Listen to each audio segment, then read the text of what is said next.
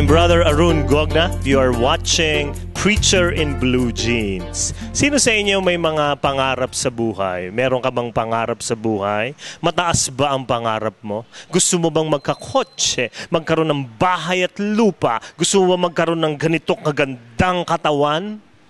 Maganda yan. That is not wrong. Your goals, those goals are good goals. But let me tell you about 1 Corinthians chapter 14 verse 1. Scripture says, let love be your highest goal. Kaya okay lang magkakotse, basta lalo kang maging mapagmahal. Okay din naman magkaroon ng bahay at lupa na sarili mo. Pero para lalo kang maging mapagmahal, okay din naman magkaroon ng magandang katawan so that you can love others more. Your goals are good, but let love be your highest goal. This is Brother Arun Gogna, and you've watched Preacher in Blue Jeans, your dose of everyday spirituality. Thank you for your donations and love offerings to Kerygma family.